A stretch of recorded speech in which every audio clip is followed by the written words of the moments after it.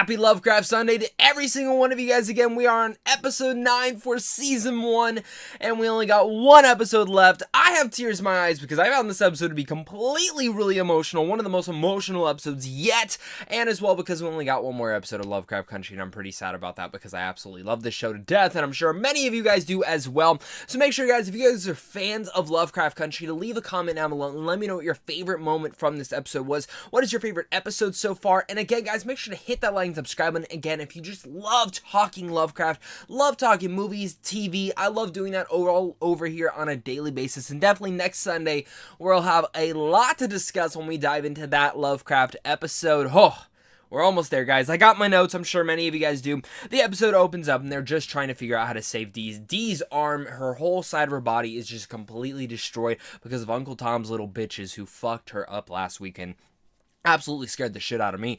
And, you know, this episode was, again, last week's episode was my favorite, and it still definitively is my favorite for the whole entire season, besides maybe the escape from Dagobah.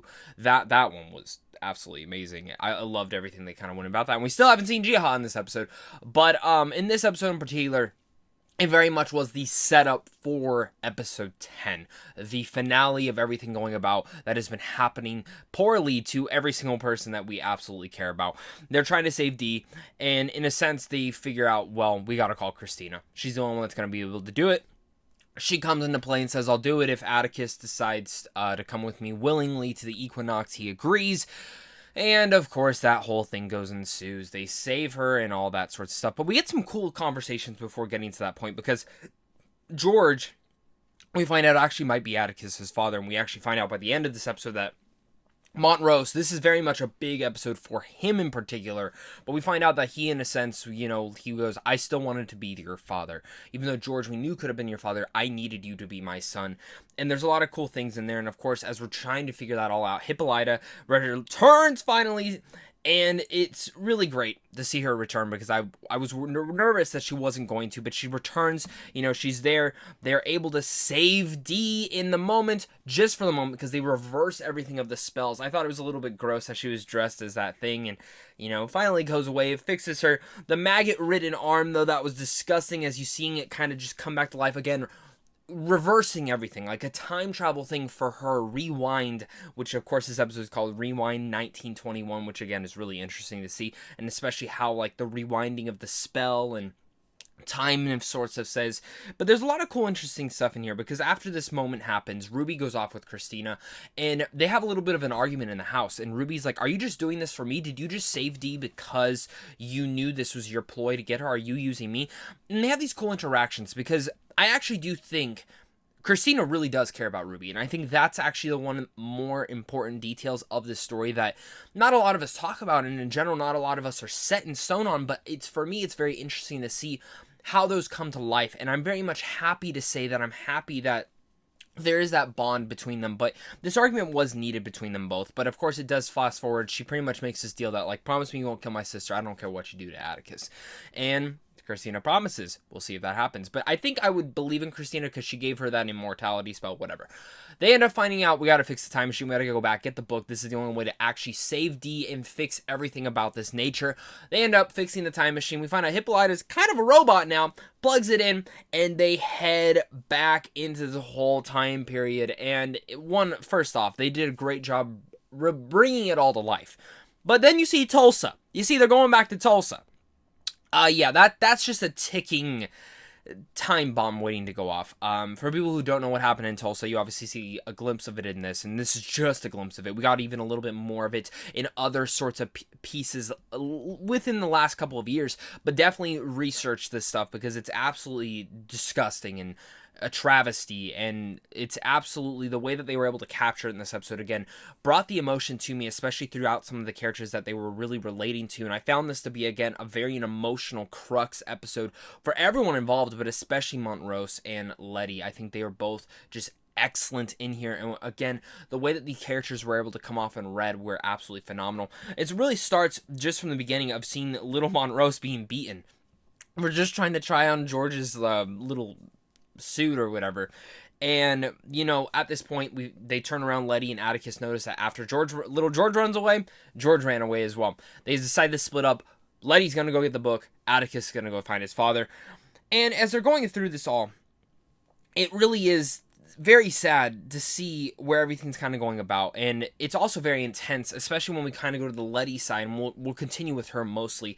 Letty is, you know, running away from those people. It felt like a horror film, and I think the way that Misha Green is able to develop this show and really bring it to life is a very important part of the show, and one of the most important aspects of it all, because seeing how she's able to infuse horror and the themes and entertain us, but at the same time make it known that this is a very important issue and a very important thing, whether the themes are about racism or the themes are about, you know, diversity. This is a show that very much goes straight down to the nitty-gritty, and I love, again, how they touch into different horror themes and different sci-fi themes within every single episode. You know, this episode is a complete time travel thing, but at the same time, it's also horror to see what is going on in Tulsa and how they are a part of it. This is a horror scene for them, and in general, a horror scene for our part of history.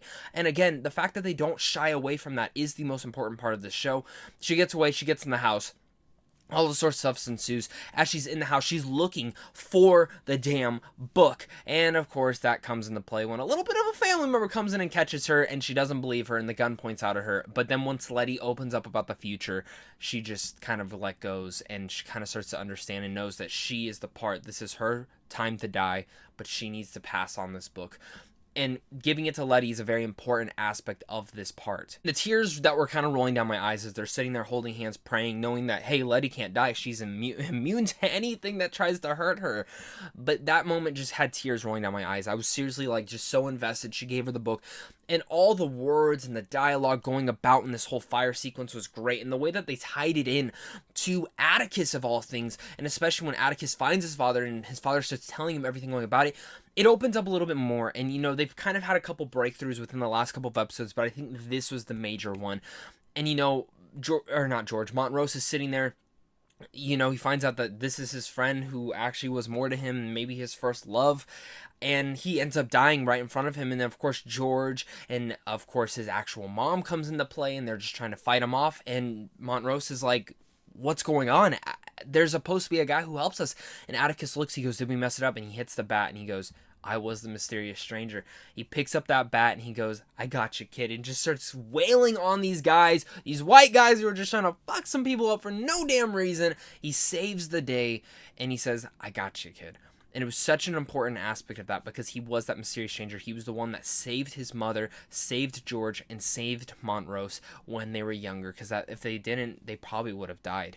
And it opens up again that fascinating thing. They're all trying to get back to the portal before it goes, you know, through a series of build-ups. They're able to do it, but there's just a couple moments in particular where the cinematography really came into play, and again, the travesty that happened at Tulsa, and again, adding on to the themes of what is going on, whether it's when Tick finally gets through the portal, and then Montrose is still stuck there, and he goes and looks out the window, and you see all the fire, all the destruction, that's just terrible, but of course, then you see Letty walking through the fire, just trying to get back, and they all end up coming through the portal. They have the book. His hair is blue, and they have survived and gone forward, guys. This is what Lovecraft is all about.